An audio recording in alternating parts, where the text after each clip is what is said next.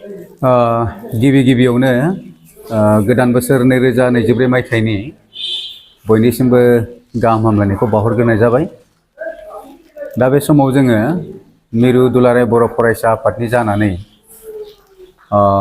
मिरु दुलाराय बर' फरायसा रोंगौसा सायख' आनजादनि जानानै जोङो बहाय थांनाय 17 खालाराव जालांनाय जा रोंगौसा सायख' आनजाद 8थि रोंगौसा सायख' आनजाद जालांदोंमोन बेनि फिथाइखौ जों दिनै फोसावनो सानदों। सिगाङाव फोसावखानाय बायदियै जोङो दिनै जानुवारिनि बे 2 खालाराव बे रादाबखौ फोसावनो सानदों। जों दिनै बिनि गेजेरजों गोजोननाय फोरमायनो नांगोन दि मिरु दुलाराय बर' फरायसा आफादा सिगां जेरैहाय बे रोंगौसा सायख' आनजादखौ खुंफुंबाय थादोंमोन, देग्लायबो जों मोजाङै मोजां खुंलांनो हादों। आरो बे आनजादाव गासै आसाम नाङैनो मोनफ्रोमबो जिल्लानिफ्राय जोंनि बे आनजादाव फरायसाफोरा गोबां बाहागो लादोंमोन। दा बेवहाय जोङो बुंनो नांगोन जे देग्लायनि जिखिनि आनजाद थाखो 9 आरो 10 थाखोनि जिखिनि बे सायख' आनजाद बेवहाय गासै फरायसाफ्रा 15,484 फरायसाफ्रा बाहागो लादोंमोन।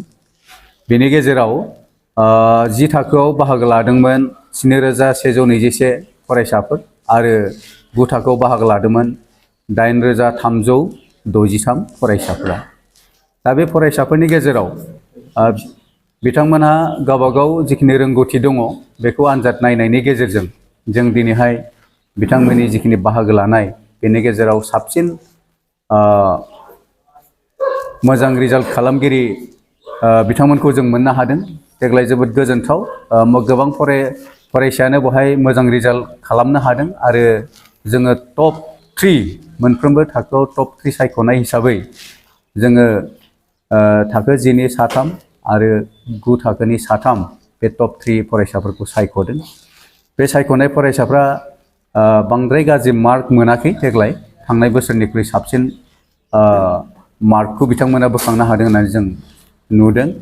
दा बेवहाय आं फोसावनो सानदों जायफोर फरायसाफ्रा टप 3 मोनदों, आं बे फरायसाफोरनि मुंखौ बेनि गेजेरजों फोसावनो सानदों।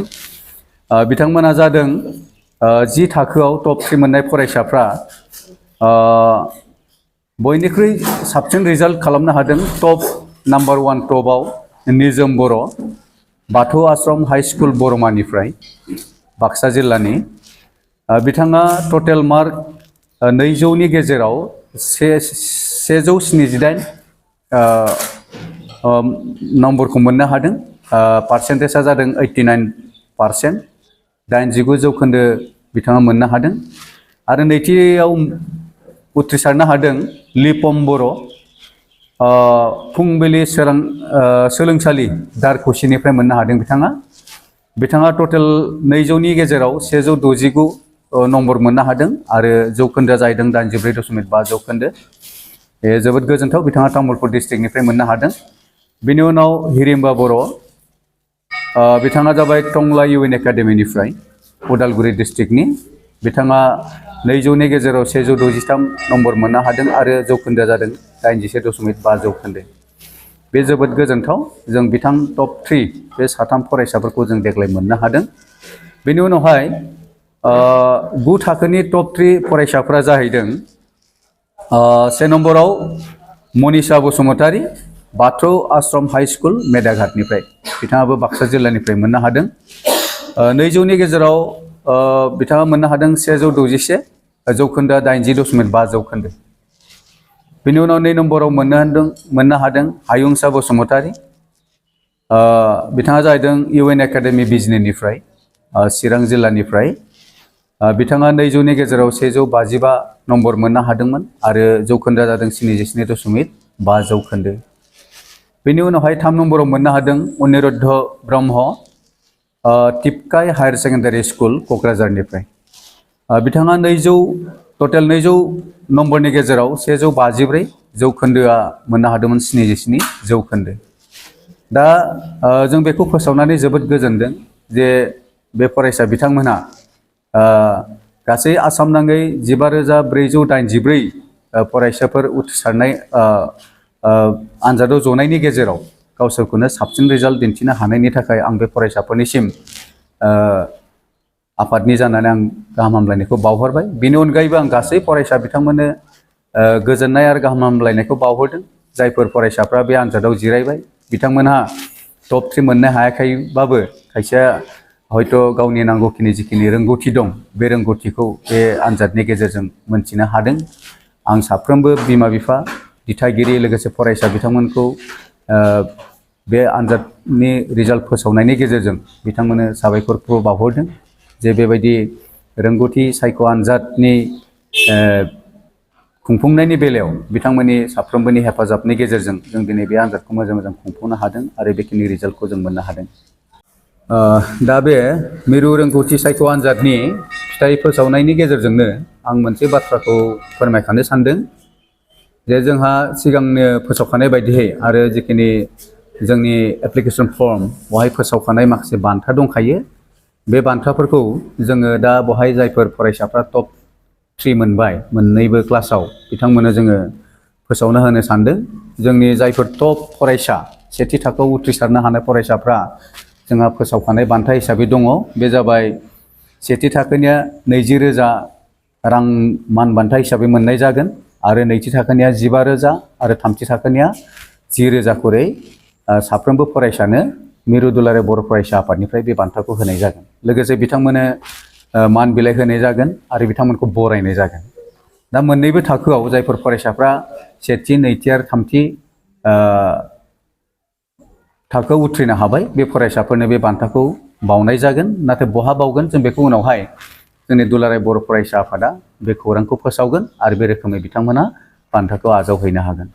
बेनि अनगायैबो आरो मोनसे बहाय फोसावबावनो लुबैदों जे बे टप 3 फरायसाफोरनि अनगायैबो जोंहा बे फरायसाफोरनि 3rd पजिशनाव मोननाय फरायसानि गाहायाव जायफोर फरायसाफोरा नम्बर मोननो हादों बे बिथांमोननिफ्राय जोङो टप 5 फरायसा बहाय जों सायख'बावगोन कनसलेसन प्राइज हिसाबै आरो बे फरायसाफोरनो जोङो फोरमान बिलाइजों लोगोसे साफ्रोमबो फरायसानो 2,000 रां खरै जोङो बहाय रां बान्था होनाय जागोन। दा गतिके जों बेखिनि बान्थाखौ जों दिनै मिरु दुलाराय बर' फरायसा आफादनि खाखाना दोननाय जे 8थि रोंगौथि सायख' आनजाद बे आनजादनि रिजाल्टखौ फोसावनायनि गेजेरजों जों बे बान्थाखौबो फोसावफानाय जाबाय आरो साफ्रोमबो फरायसाफ्रा जायफोर बे बान्थाखौ मोननो हादों बिथांमोननिसिम आंनिफ्राय साबायखरखौ बावहरनाय जाबाय।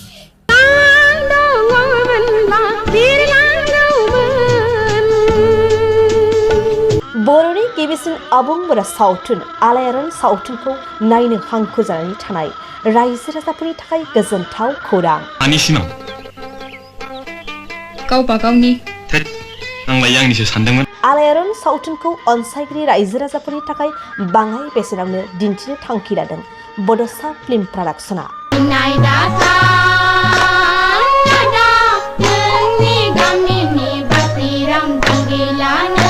रायजो राजाफोरनि खाबुनि थाखाय क्रिसमास आरो इंराजि गोदान बोसोरजों लोब्बा लाखिनानै गोदान बोसोर 2024 इं मायथाइनि 2 जानुवारिनिफ्राय 20 जानुवारिनि गेजेराव बड'सा फिल्म प्रडाक्शना आलायारन सावथुनखौ बाङाय बेसेनाव रायजो राजाफोरनो दिन्थिनो थाखाय आखायाव लादों।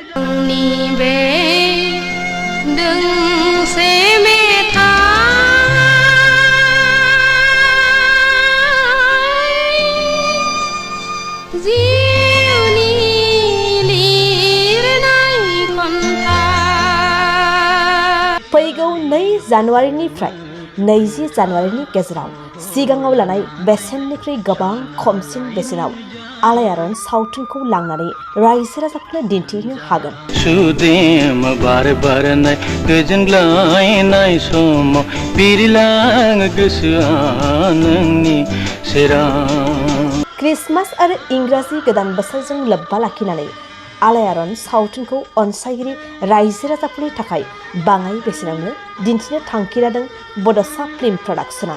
कुन्जेनि खैसाराव नोंथाङा गासनबाय, नोंथाङा गावनि खाफालखौ जाबाय। हाखौ लामारनो नाजायोब्ला बाथ्राया गाहाम जानाय नङालै। बेनिखायनो दासिमबो जुदि नोंथांमोनहा आलायारन सावथुनखौ नुवाखैब्ला थाबैनो जगाजग खालामदो आरो बाङाय बेसेनावनो लांनानै आलायारन सावथुनखौ नायनो गोसो जानानै थानाय रायजो राजाफोरनो दिन्थिहैदो। नों खालि आंनो 500 रांल' हर, हाया फाक्का। नोंथांमोना आलायारन सावथुनखौ सिगांनि बेसेननिफ्राय गोबां खमसिन बेसेनाव लांनो थाखाय 8453766183 9678616741 आरो 7896298145 मबाइल नम्बराव फोनांजाब खालामदो।